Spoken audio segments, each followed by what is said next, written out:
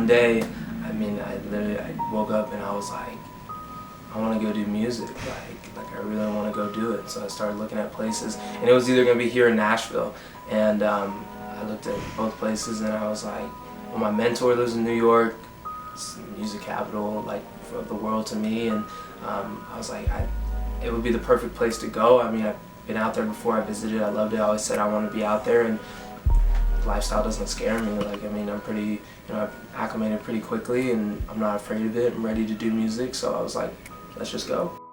My artist name is 1Day, and that derives from, for the longest time I was trying to figure out, okay, what do I want my artist name to be? And I was like, it'll just come to me one day. And everything that I used to tell people was like, I always told my mom, I'll make it for you one day, I'll be great for you, one day, and doing all that. And I always used to tell people that. So I was like, why don't I just say, one day, like, because it fits so well with what I want to do, and every day is, a new day for me, and I try to make the best out of each day, and that's really what keeps me going is trying to do well for other people. I put a lot of pressure on myself to do well and, make others proud. I'm from the Midwest, lived a little bit everywhere. Career changes have taken me, all over the country, all the way from West Coast to Oregon, out to here in the East Coast, now to New York City, which, I've been out here, a couple weeks now, but it's been good. So yeah, I mean, that's where I'm from. Well, the music that I write, I'm pretty eclectic, so I pull from a lot of different, genres and different things like that. But the music that I write, it's stuff that really resonates with me, or something that I could write maybe for other people, because I don't just write for myself. I can write for other people as well in different genres. But I mean,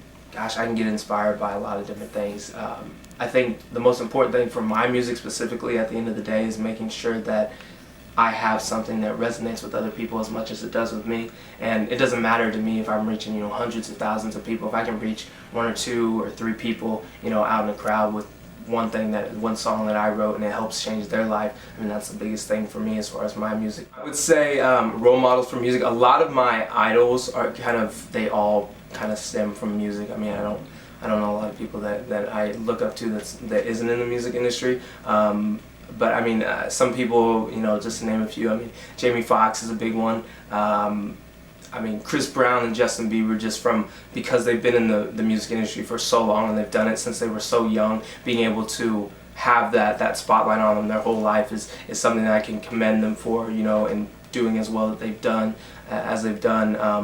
since they were young. That's really cool, because I grew up with them. I mean, they're around my age, and me and like Justin Bieber were the same age. So I mean, it's cool to see that and see how it started for him and how he's grown, so much through that. Jamie Foxx is somebody who can, I mean, he sings, he acts, he can, go out and do Broadway or do whatever. I mean, he's just kind of a jack of all trades. So that's kind of why I look up to him. And it's so tough, because in this industry, this is the scariest thing about it, but it's also the coolest thing about this industry is any song.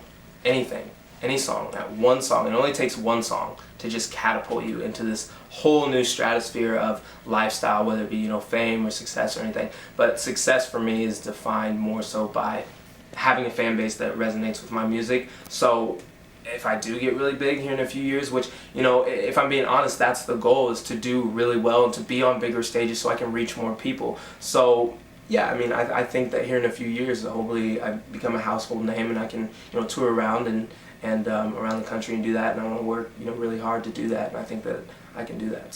So the difference between a single, an EP, and an album is a single is just one song that you produce, and then you release it to the world or whatever, just as one song. So there's no album tied to it. An EP is like a shortened version of an album. So an album's usually like 14 to 20 songs long, depending on what you like. But an EP is like 5 to maybe 8 songs long. So it's just like an album cut in half, and then an album is obviously full amount. So EP is gonna be soon. Once it depends on how these next. I'm gonna release a couple singles, so I'm gonna work on this project and then have a couple more after that. See how they do, and then EP, and then album after that. Just depends on how people resonate with it. So the big goal project is the EP, but the smaller, first step is the single.